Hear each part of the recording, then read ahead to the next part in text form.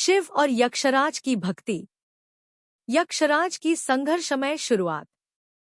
प्राचीन काल की बात है, जब धरती पर देवता, राक्षस और यक्ष एक साथ निवास करते थे। हिमालय के उच्च पर्वतों के बीच स्थित एक विशाल और सुंदर नगर था, जिसका नाम रूपनगर था।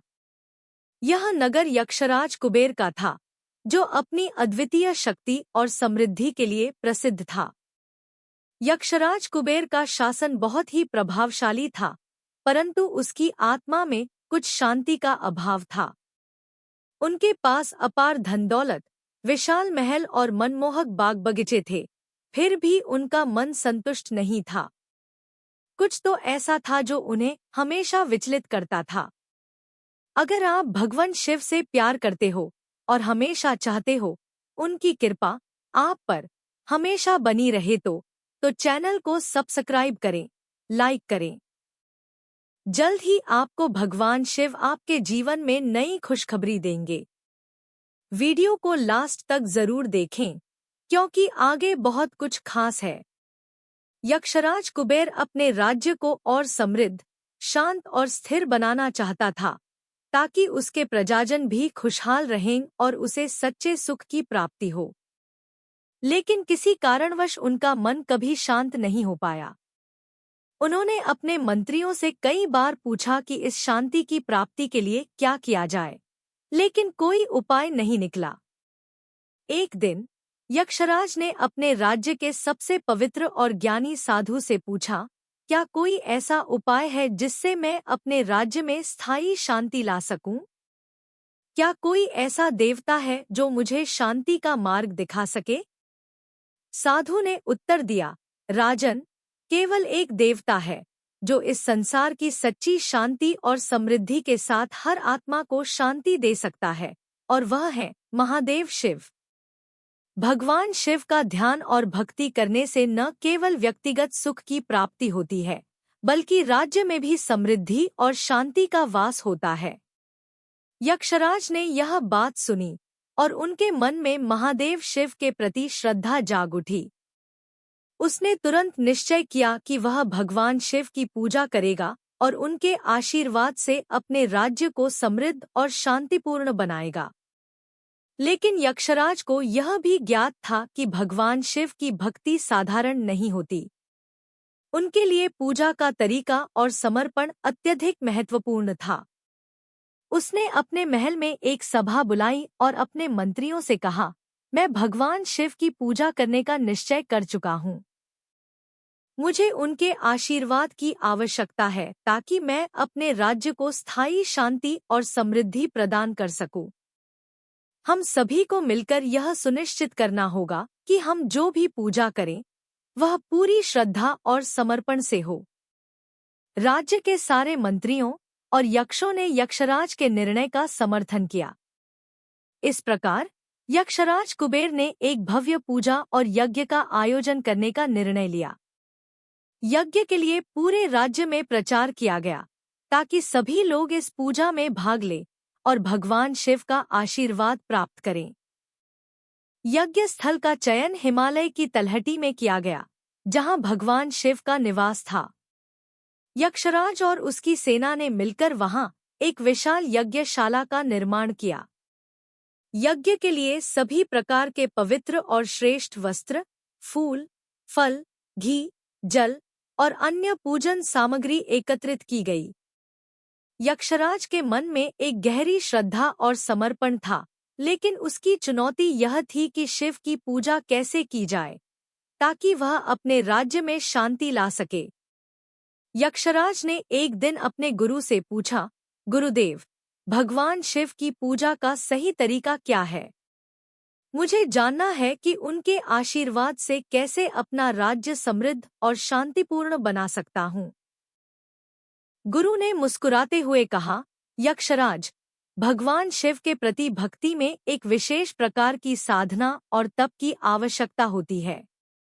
शिव की पूजा एक कठिन और निरंतर अभ्यास है, लेकिन यदि आप पूरी श्रद्धा से करें, तो वह निश्चित रूप से आपको आशीर्वाद देंगे।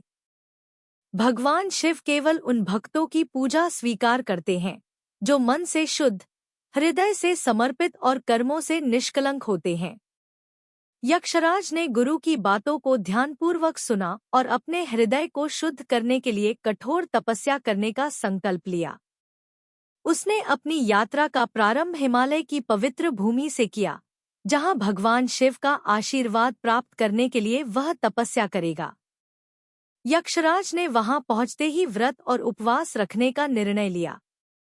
उसने अपने शरीर को किसी प्रकार की भोग विलासिता से दूर किया और केवल जल, फल और औषधि पर निर्भर होकर भगवान शिव की आराधना में लीन हो गया। दिन रात भगवान शिव का जाप और ध्यान करते हुए वह आत्मा के परम शांति की खोज में जुट गया। गहरी तपस्या और भगवान शिव के ध्यान में एक लंबा समय बीत गया। यक्षराज का शरीर तो क्षीण हो गया, लेकिन उसकी भक्ति और श्रद्धा उतनी ही प्रबल बनी रही। उसकी तपस्या को देखकर देवताओं ने उसे आशीर्वाद देने का निर्णय लिया। क्या यक्षराज की तपस्या सफल होगी? क्या भगवान शिव उसे अपना आशीर्वाद देंगे और उसके राज्य को समृद्ध और शांतिपूर्ण बना देंगे? इस रहस्य से पर्दा उठेगा अगले भाग में। भगवान शिव का दर्शन और आशीर्वाद। पवित्र हिमालय की ऊंचाइयों में यक्षराज कुबेर की तपस्या दिन प्रतिदिन गहरी होती जा रही थी। उसका शरीर अत्यधिक कमजोर हो चुका था, लेकिन उसकी भक्ति और श्रद्धा में कोई कमी नहीं आई थी। उसने न तो स्वादिष्ट भोजन का सेवन किया, न ही आराम की कोई वस्तु ली। वह केवल भगवान शिव के ध्यान और जाप में लीन था। यक्षराज का मन सच्ची भक्ति से अभिभूत हो गया था और उसकी तपस्या पूरी पृथ्वी के देवताओं और ऋषियों तक फैल चुकी थी। सभी देवता उसकी भक्ति को देख रहे थे और यह सोच रहे थे कि क्या भगवान शिव उसका आशीर्वाद देंगे। भगवान शिव, जिनकी माया और शक्ति अनंत थी, ने यक्षराज की तपस्या को देखा और उसका आकलन किया। वह जानते थे कि यक्षराज कुबेर का मन स्वार्थी नहीं था, बल्कि वह अपने राज्य और प्रजा की भलाई के लिए भगवान शिव की भक्ति में लीन था। भगवान शिव के हृदय में उसके लिए सच्ची कृपा जागी और उन्होंने तय किया कि अब वह स्वयं यक्षराज से मिलने के लिए प्रकट होंगे। एक दिन, जब यक्षराज गहरी तपस्या में डूबा हुआ था, अचानक आकाश में एक अद्भुत प्रकाश दिखाई दिया। वह प्रकाश इतना तेज था कि उसे देखते ही यक्षराज के शरीर में एक नई ऊर्जा का संचार हुआ। उसका मन और शरीर दोनों ही उत्साहित हो उठे। वह समझ गया कि यह कोई सामान्य प्रकाश नहीं है, बल्कि यह भगवान शिव का दिव्य रूप है। वह तुरंत हाथ जोड़कर भूमि पर गिर पड़ा और पूरी श्रद्धा से भगवान शिव के दर्शन की प्रार्थना करने लगा। हे महादेव, आप ही सृष्टि के पालनहार हैं। आप ही सर्वशक्तिमान हैं। कृपया मेरी भक्ति को स्वीकार करें और मुझे आशीर्वाद दें, यक्षराज ने पूरी श्रद्धा से कहा। इसी बीच उस दिव्य प्रकाश में एक आभास हुआ और वह धीरे धीरे भगवान शिव के रूप में बदलने लगा। भगवान शिव, जिनका शरीर सौम्य और विकट दोनों रूपों का प्रतीक था, अब यक्षराज के सामने खड़े थे। उनके गले में रुद्राक्ष की माला, मस्तक पर चंद्रमा और तीसरी आंख थी। उनका रूप अत्यंत दिव्य और भयावह था, जो उनके अवर्णनीय शक्तियों और क्रोध को दर्शाता था। लेकिन यक्षराज के समर्पण को देखकर उनके चेहरे पर एक सौम्यता और प्रेम का आभास था। भगवान शिव ने यक्षराज को देखा और बोले, कुबेर, तुमने बहुत कठिन तपस्या की है। तुम्हारी भक्ति और समर्पण से मुझे प्रसन्नता हुई है। बताओ, तुम्हारी मनोकामना क्या है? यक्षराज ने सिर झुकाकर कहा, हे महादेव, मैं केवल एक ही कामना करता हूँ। मुझे आशीर्वाद दीजिए कि मैं अपने राज्य को समृद्ध, शांतिपूर्ण और सुखी बना सकूं। मेरी प्रजा के दिलों में शांति हो और समृद्धि का वास हो। मैं यह नहीं चाहता कि मैं केवल अपने लिए सुखी रहूं, बल्कि मेरा राज्य और मेरे प्रजा भी खुशहाल रहें। कृपया मुझे ऐसा आशीर्वाद दें ताकि मैं अपने राज्य को आपके आशीर्वाद से पवित्र और शांत बना सकूं। भगवान शिव ने यक्षराज की भक्ति और विनम्रता को देखा और मुस्कुराते हुए कहा, तुमने जो मांगा है वह अत्यंत पवित्र और उत्तम है। मैं तुम्हें आशीर्वाद देता हूँ कि तुम्हारा राज्य समृद्ध होगा और तुम्हारी प्रजा शांतिपूर्ण जीवन जिएगी। तुम सच्चे भाव से भगवान शिव की पूजा करते हो और इस कारण से मैं तुम्हारे राज्य में शांति और समृद्धि लाऊंगा। लेकिन याद रखना, तुम्हारा कर्तव्य यह है कि तुम हमेशा अपने प्रजा की भलाई के लिए कार्य करो और कभी भी अहंकार या अत्याचार से बचो। यक्षराज कुबेर के चेहरे पर खुशी की एक झलक आई। भगवान शिव ने अपने आशीर्वाद से यक्षराज का मन शांत कर दिया और उसके राज्य को समृद्धि का वचन दिया। भगवान शिव ने आगे कहा, तुम्हारी भक्ति की शक्ति से तुम्हारा राज्य हर संकट और अराजकता से बचा रहेगा। तुम्हारी प्रजा तुम्हारे शासन में सुखी रहेगी, क्योंकि तुमने सत्य और धर्म के मार्ग पर चलने का संकल्प लिया है। भगवान शिव की यह वाणी यक्षराज के हृदय में गहरी ध्वनि की तरह गूंजने लगी। उसे ऐसा महसूस हुआ कि वह अब एक नए रूप में अवतारित हो चुका है। उसकी आत्मा और शरीर दोनों ही सशक्त और शांत हो गए थे। भगवान शिव के आशीर्वाद से उसे वह शांति प्राप्त हुई जिसकी वह लंबे समय से खोज कर रहा था। भगवान शिव ने अपनी तीसरी आंख से यक्षराज को आशीर्वाद दिया और कहा, अब तुम्हारा राज्य समृद्ध होगा। तुम्हें किसी भी प्रकार की आर्थिक या शांति की कमी नहीं होगी। लेकिन यह तुम्हारा कर्तव्य है कि तुम हमेशा अपने राज्य के प्रति जिम्मेदार बने रहो और कभी भी अहंकार में न खो जाओ। जो प्रभु की भक्ति करता है वही सच्चा शासक होता है। भगवान शिव का यह आशीर्वाद प्राप्त करके यक्षराज कुबेर ने सिर झुकाकर धन्यवाद कहा। वह समझ गया कि भगवान शिव की भक्ति केवल एक साधना नहीं थी, बल्कि यह एक जीवन के उद्देश्य का मार्ग था। उसे यह एहसास हुआ कि वह जो चाहता था वह केवल भक्ति, विनम्रता और सही कार्य करने से ही प्राप्त हो सकता है। भगवान शिव ने अपने दर्शन समाप्त किए और कहा, अब तुम अपने राज्य लौट जाओ और वहां शांति, समृद्धि और खुशहाली का प्रचार करो। मेरा आशीर्वाद तुम्हारे साथ हमेशा रहेगा। भगवान शिव के दर्शन के बाद यक्षराज कुबेर ने आशीर्वाद प्राप्त किया और वह पूर्ण रूप से संतुष्ट होकर अपने राज्य लौट आया। जैसे ही वह रूपनगर लौटा, उसका राज्य न केवल समृद्ध हुआ, बल्कि वहां का वातावरण भी शांति और सद्भावना से भर गया। प्रजा सुखी और संतुष्ट हो गई और यक्षराज कुबेर ने अपने कर्तव्यों का पालन पूरी श्रद्धा से किया। क्या यक्षराज के राज्य में शांति और समृद्धि की स्थिरता बनी रही? क्या भगवान शिव का आशीर्वाद हमेशा यक्षराज के साथ रहेगा? इन सवालों के जवाब जानने के लिए आपको अगला भाग पढ़ना होगा। यक्षराज कुबेर का परीक्षण और दिव्य आशीर्वाद। भगवान शिव के आशीर्वाद से यक्षराज कुबेर का राज्य समृद्ध और शांतिपूर्ण हो गया। उसकी प्रजा खुशहाल और संतुष्ट थी। आर्थिक स्थिति मजबूत थी, युद्ध और झगड़े दूर हो गए थे और सभी दिशाओं में शांति का वास था। यक्षराज कुबेर को भगवान शिव का आशीर्वाद मिल चुका था और उसने संकल्प लिया कि वह अपने राज्य में न्याय और धर्म का पालन करेगा। लेकिन भगवान शिव का आशीर्वाद केवल बाहरी समृद्धि तक ही सीमित नहीं था, वह एक अंदरूनी परीक्षा का रूप भी लेने वाला था, जिसे यक्षराज कुबेर को पार करना था। कुछ महीनों तक राज्य में शांति और समृद्धि का माहौल बना रहा, लेकिन समय के साथ यक्षराज के मन में अहंकार धीरे धीरे समाने लगा। उसकी सफलता और समृद्धि ने उसे गर्वित कर दिया था। वह अब भगवान शिव के आशीर्वाद को अपने सामर्थ्य और शक्ति का परिणाम मानने लगा था। उसने सोचा कि अब वह किसी भी समस्या से उबर सकता है, क्योंकि भगवान शिव का आशीर्वाद उसके साथ है। यह अहंकार उसका सबसे बड़ा शत्रु बन गया था। एक दिन यक्षराज ने अपनी सभा में घोषणा की, मेरे राज्य में किसी भी प्रकार की परेशानी नहीं है। मैं भगवान शिव के आशीर्वाद से पूरी तरह सुरक्षित हूँ। अब मेरी शक्ति और मेरी सेना इतनी मजबूत है कि कोई भी शत्रु मेरे राज्य को चुनौती नहीं दे सकता। यह शब्द यक्षराज के अहंकार का प्रतीक बन गए थे। भगवान शिव, जो हमेशा अपने भक्तों का भला चाहते थे, ने देखा कि यक्षराज के मन में अब अहंकार और घमंड आ गया है।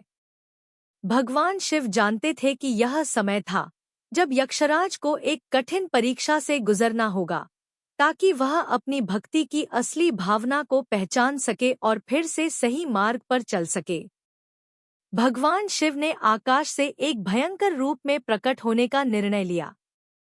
वह यह देखना चाहते थे कि क्या यक्षराज अब भी अपने आशीर्वाद को उसी श्रद्धा और विनम्रता से स्वीकार करेगा जैसे उसने पहले किया था। एक रात, जब यक्षराज महल में अपने सिंहासन पर बैठा था और अपने राज्य की समृद्धि पर गर्व कर रहा था, अचानक महल का वातावरण बदल गया। अंधेरा छा गया और चारों ओर एक भयावह शोर गूंजने लगा। आकाश में बिजली कड़कने लगी और हवाएं तेज होने लगी।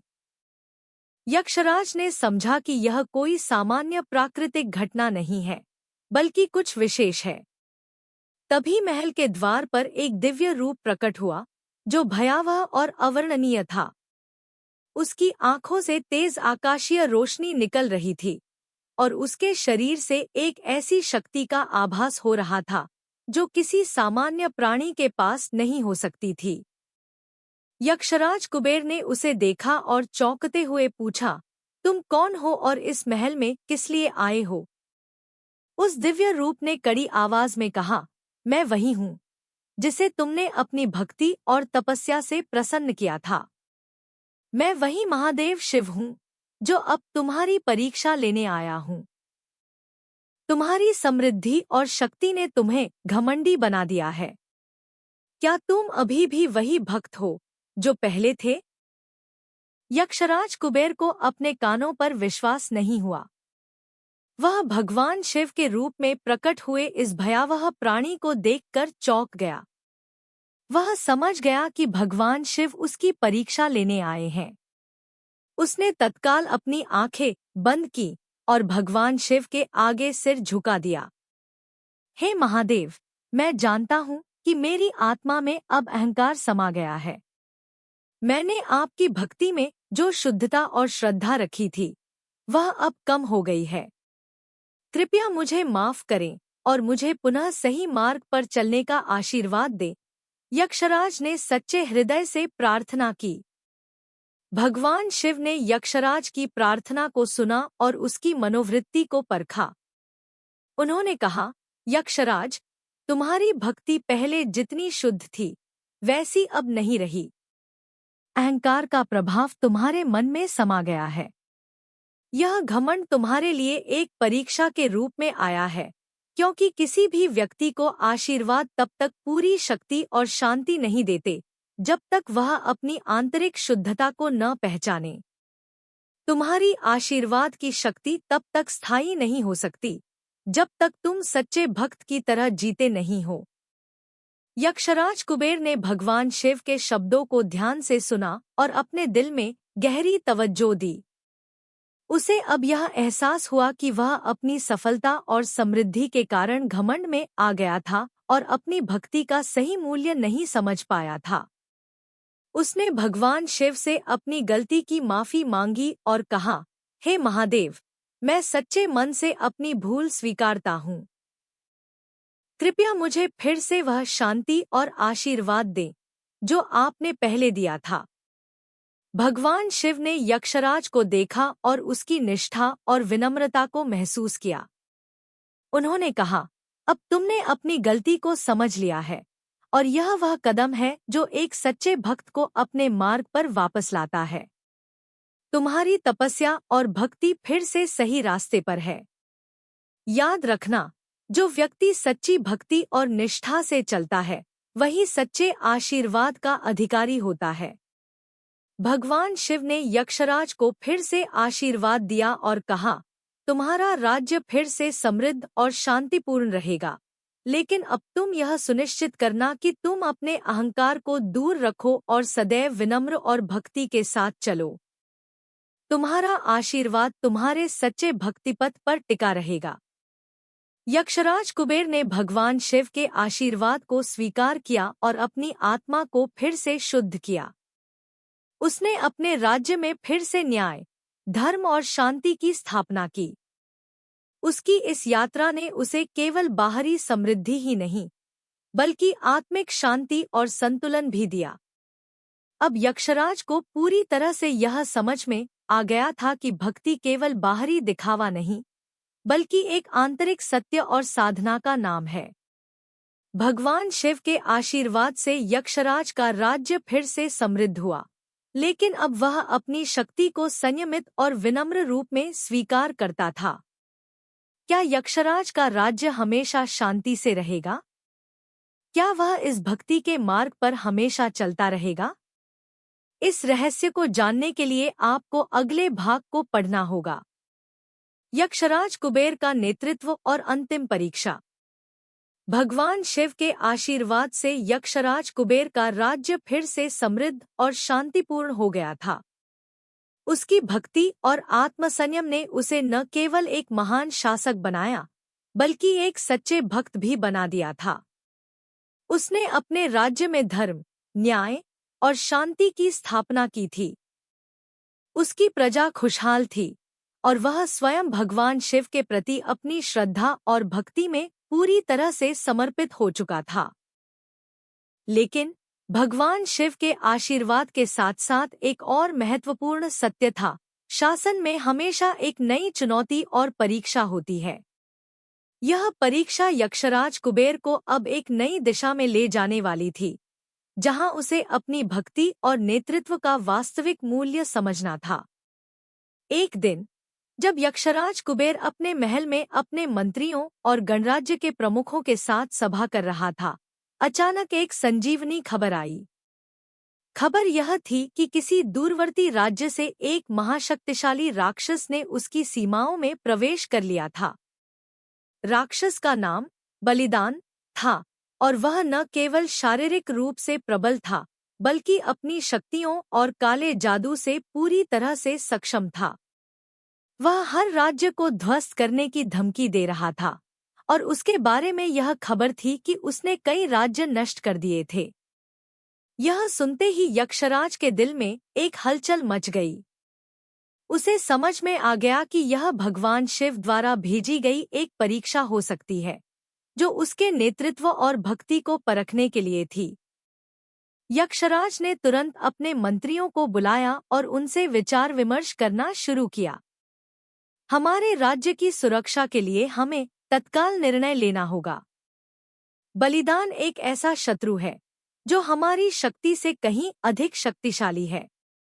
हमें अपने राज्य को बचाने के लिए सबसे बुद्धिमानी से काम करना होगा, यक्षराज ने कहा। मंत्रियों ने भी उसकी बातों का समर्थन किया और युद्ध की योजना बनाने की शुरुआत की। लेकिन यक्षराज के मन में एक अन्य विचार आ रहा था। वह जानता था कि युद्ध केवल बाहरी शक्ति और सैन्य बल से नहीं जीता जा सकता, बल्कि उसमें एक गहरी आस्था, रणनीति और धैर्य की आवश्यकता होती है। उसने सोचा कि युद्ध की राह पर जाने से पहले उसे भगवान शिव का आशीर्वाद प्राप्त करना चाहिए, ताकि वह सही दिशा में निर्णय ले सके। यक्षराज ने अपने महल से बाहर जाकर हिमालय की ओर रुख किया।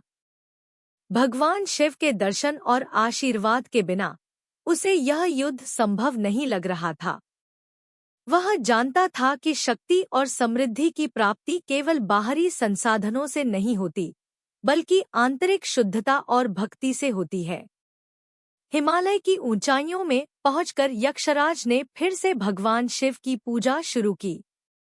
उसने अपना ध्यान पूरी तरह से भगवान शिव के चरणों में लगा दिया और प्रार्थना की, हे महादेव, कृपया मेरी सहायता करें। मुझे यह ज्ञान और शक्ति दें कि मैं अपने राज्य को इस संकट से उबार सकूं। मैं जानता हूं कि आपके आशीर्वाद से ही यह संकट हल होगा। तपस्या के कुछ दिनों बाद भगवान शिव ने यक्षराज के सामने प्रकट होकर कहा, कुबेर, तुमने सही निर्णय लिया है। यह युद्ध तुम्हारी शक्ति का नहीं, बल्कि तुम्हारी भक्ति और नेतृत्व का परीक्षण है। बलिदान केवल शारीरिक शक्ति का प्रतीक नहीं है, बल्कि वह तुम्हारी आस्था और धैर्य को चुनौती देने आया है। तुम्हें इसका मुकाबला नहीं केवल शारीरिक रूप से करना है, बल्कि मानसिक और आत्मिक रूप से भी इसे परास्त करना होगा। भगवान शिव ने यक्षराज से कहा, यदि तुम अपनी भक्ति और सही मार्ग पर चलोगे तो तुम्हारा राज्य बच जाएगा। तुमने पहले भी मुझे सच्ची श्रद्धा और निष्ठा से पूजा थी, अब तुम्हें उसी मार्ग पर चलने की आवश्यकता है। यह युद्ध तुम्हारी परीक्षा नहीं, बल्कि तुम्हारे राज्य के लिए एक अवसर है। इसे विजय से नहीं, बल्कि शांति से समाप्त करो। यक्षराज ने भगवान शिव के शब्दों को ध्यान से सुना और उन पर अमल करने का संकल्प लिया। उसने तुरंत अपने राज्य लौटने का निर्णय लिया और अपनी पूरी सेना के साथ युद्ध की बजाय शांति के रास्ते पर चलने का विचार किया।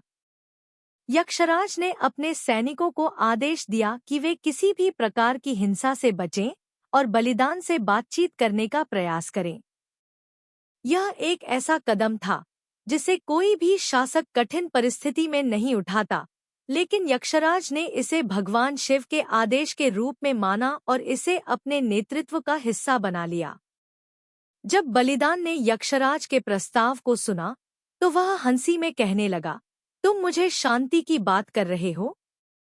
मैं एक राक्षस हूँ और मेरा केवल एक उद्देश्य है, तुम्हारे राज्य को नष्ट करना। क्या तुम मुझसे शांति की बात कर रहे हो? यक्षराज ने विनम्रता से उत्तर दिया, तुमने कई राज्यों को नष्ट किया है, लेकिन मैं तुम्हें यह समझाना चाहता हूँ कि शांति से बड़ी कोई शक्ति नहीं है। युद्ध केवल विनाश लाता है और उससे शांति नहीं मिल सकती। मैं तुम्हारे साथ लड़ने के बजाय तुम्हारी ताकत को शांति और समझ के माध्यम से जीतना चाहता हूँ। यह सुनकर बलिदान थोड़ा चौंका, लेकिन वह भी यक्षराज की विनम्रता और आत्मविश्वास को देखकर प्रभावित हुआ। उसने कहा, तुम मेरे सामने खड़े होकर यह कह रहे हो कि युद्ध से बचने की कोई राह हो सकती है। ठीक है, मैं तुम्हारी चुनौती स्वीकार करता हूँ। इस प्रकार यक्षराज और बलिदान के बीच युद्ध नहीं हुआ, बल्कि दोनों के बीच बातचीत और शांति का रास्ता खुला। यक्षराज ने भगवान शिव की भक्ति और उनका मार्गदर्शन पूरी तरह से अपनाया और बलिदान को समझाया कि शक्ति का सही उपयोग तब होता है जब वह दूसरे की भलाई के लिए काम आए। यक्षराज की विनम्रता और भगवान शिव की भक्ति ने अंततः बलिदान को बदल दिया। वह समझ गया कि असली शक्ति शांति और समझ में है और उसने यक्षराज के राज्य में आक्रमण करने का विचार त्याग दिया। इस तरह यक्षराज कुबेर ने न केवल अपने राज्य को बचाया, बल्कि भगवान शिव की भक्ति और नेतृत्व के मार्ग पर चलकर एक नई दुनिया का निर्माण किया। यक्षराज कुबेर की दिव्य परीक्षा का परिणाम। यक्षराज कुबेर के लिए यह समय एक बहुत बड़ी परीक्षा साबित हुआ। उसने न केवल अपनी शक्ति और समृद्धि से, बल्कि अपनी भक्ति और नेतृत्व के तरीकों से भी भगवान शिव के आशीर्वाद को सही रूप में समझा। भगवान शिव के आदेश और उसकी दिव्य उपस्थिति ने उसे यह सीख दी थी कि वास्तविक शक्ति बाहरी हथियारों में नहीं, बल्कि आंतरिक शांति, भक्ति और आत्मसंयम में होती है। यक्षराज कुबेर ने जब यह समझ लिया कि युद्ध और हिंसा से कुछ भी हासिल नहीं होता, तब उसने शांति और समझ से बलिदान को परास्त किया। अब राज्य में शांति और समृद्धि का वातावरण फिर से छा गया था, लेकिन यक्षराज कुबेर जानता था कि यह शांति स्थायी तभी रहेगी जब वह भगवान शिव की भक्ति को पूरी तरह से आत्मसात करेगा। उसे एहसास हुआ कि उसे एक सच्चे शासक के रूप में अपनी जिम्मेदारियों का पालन करना होगा, न केवल अपनी शक्ति से, बल्कि अपने भक्ति मार्ग से भी। भगवान शिव की भक्ति ने उसे जीवन के गहरे अर्थ को समझाया था और वह यह जानता था कि अब वह केवल अपने राज्य के राजा नहीं, बल्कि भगवान शिव का एक सेवक भी है।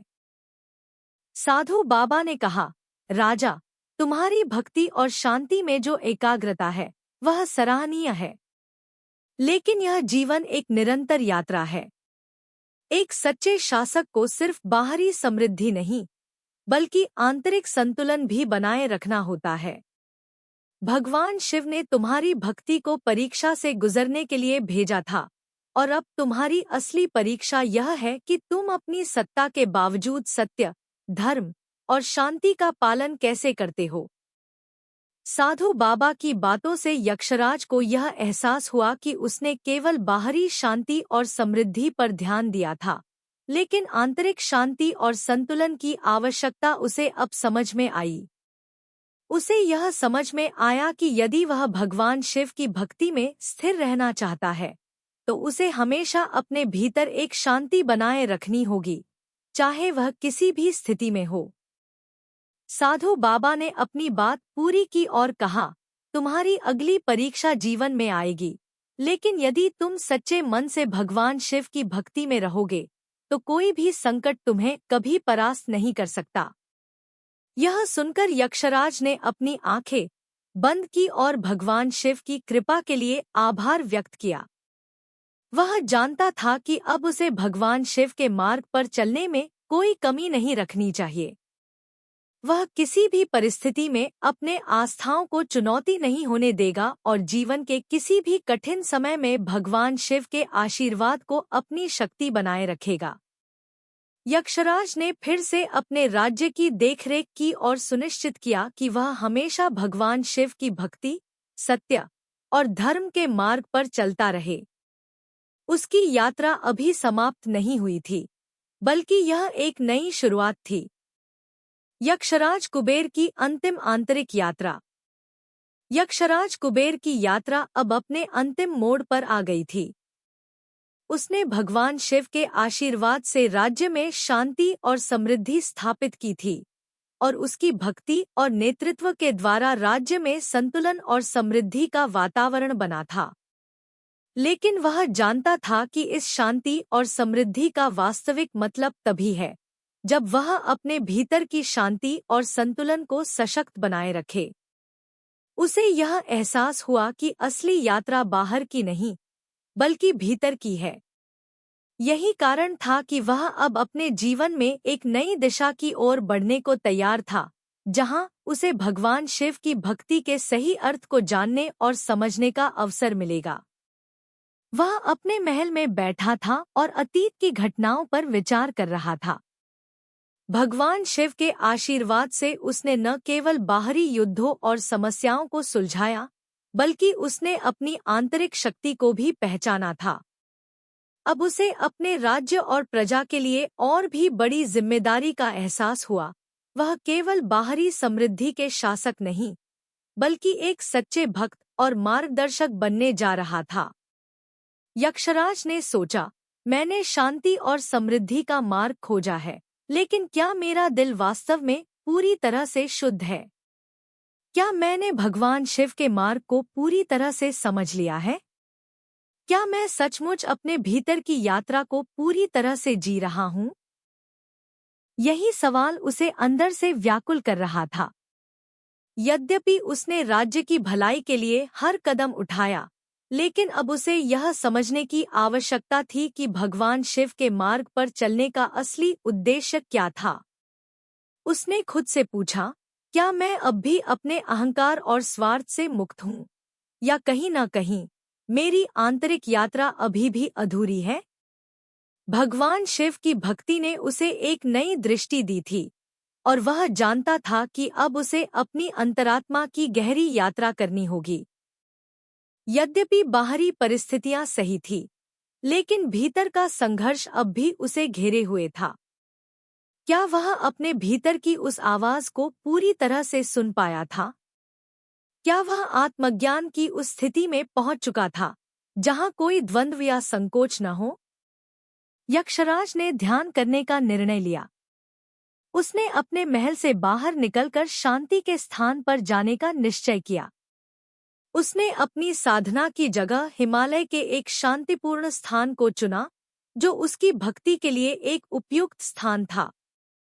वहां पहुंचकर उसने एक गहरी ध्यान की स्थिति में बैठने का निर्णय लिया, ताकि वह अपने भीतर की यात्रा को पूरी कर सके और भगवान शिव के मार्ग को सही रूप में समझ सके। साधना के दौरान यक्षराज ने अपनी आत्मा की गहराई में उतरने की कोशिश की। उसने अपने सारे अहंकार, स्वार्थ और सांसारिक बंधनों को त्याग दिया और केवल भगवान शिव के चरणों में समर्पित हो गया। इस ध्यान के दौरान उसने महसूस किया कि वह अब एक आत्मिक शुद्धता की ओर बढ़ रहा था। वह अहंकार और शारीरिक पहचान से पार जा चुका था। अब उसका अस्तित्व केवल भगवान शिव के प्रेम और आशीर्वाद के रूप में था। दिनों तक उसने भगवान शिव के ध्यान में खुद को डूबो दिया। धीरे धीरे उसकी चेतना में एक अद्भुत शांति और संतुलन का अनुभव होने लगा। वह जानता था कि यह केवल भगवान शिव की कृपा और आशीर्वाद से ही संभव था। उसकी भक्ति अब केवल बाहरी रूप से नहीं, बल्कि आंतरिक रूप से भी पूरी हो गई थी। वह अब अपने भीतर की गहरी यात्रा पर था, जहां कोई द्वंद्व नहीं था, कोई संकोच नहीं था, केवल शुद्ध आत्मा थी, जो भगवान शिव के साथ एकात्म हो रही थी।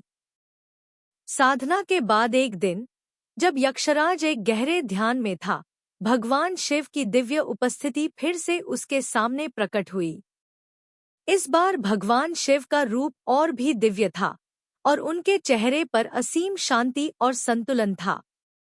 भगवान शिव ने यक्षराज से कहा, कुबेर, तुमने सच्ची भक्ति और निष्ठा से मेरा मार्ग अपनाया है। तुम्हारी यात्रा अब समाप्त हो चुकी है, क्योंकि तुमने केवल बाहरी शक्ति और समृद्धि को नहीं, बल्कि आंतरिक शांति और संतुलन को भी पाया है। तुम्हारी भक्ति अब पूर्ण रूप से शुद्ध है और तुमने अपने अस्तित्व के वास्तविक अर्थ को समझ लिया है। भगवान शिव के शब्दों को सुनकर यक्षराज के हृदय में एक अद्भुत अनुभूति हुई। वह जान गया था कि उसने केवल भगवान शिव के आशीर्वाद से नहीं, बल्कि अपनी सच्ची भक्ति और आंतरिक यात्रा से अपना मार्ग तय किया था। अब उसे यह एहसास हुआ कि असली शक्ति बाहरी नहीं, बल्कि आंतरिक होती है। वह जान गया था कि उसकी सफलता और समृद्धि अब भगवान शिव की दिव्य कृपा के साथ एक शाश्वत सत्य बन चुकी है। भगवान शिव ने यक्षराज को आशीर्वाद देते हुए कहा, तुमने अपनी यात्रा में मुझे पहचान लिया है और तुम्हारी भक्ति अब शुद्ध है। तुम्हारा राज्य अब हमेशा समृद्ध रहेगा, क्योंकि तुमने अपने अंतर्मन में शांति, सत्य और संतुलन को स्थापित किया है। तुम्हारा राज्य अब केवल बाहरी शक्ति से नहीं, बल्कि आंतरिक शांति और भक्ति से शासित होगा। भगवान शिव के इन दिव्य शब्दों के साथ यक्षराज ने अपने राज्य में एक नई शुरुआत की। वह अब केवल बाहरी समृद्धि के शासक नहीं, बल्कि एक दिव्य मार्गदर्शक बन चुका था, जिसने अपनी आंतरिक यात्रा के माध्यम से सच्ची भक्ति और संतुलन को पाया था। उसने भगवान शिव के मार्ग पर चलने का पूरा अर्थ समझ लिया था। यह मार्ग केवल बाहरी शक्ति और संपत्ति से नहीं, बल्कि आंतरिक शांति, संतुलन और आत्मज्ञान से होता है। यक्षराज कुबेर का राज्य अब एक प्रेरणा बन गया था। उसकी यात्रा केवल बाहरी युद्धों से नहीं, बल्कि आंतरिक आत्मज्ञान और शांति से संपन्न थी। उसकी भक्ति अब शुद्ध और निरंतर थी, और वह हमेशा भगवान शिव के मार्ग पर चलने के लिए तैयार था। अगर आपको हमारे वीडियो पसंद आए तो चैनल को सब्सक्राइब जरूर करें, लाइक करें और अपने विचार कमेंट में साझा करें। आपका सपोर्ट हमें और बेहतर कंटेंट बनाने की प्रेरणा देता है। धन्यवाद।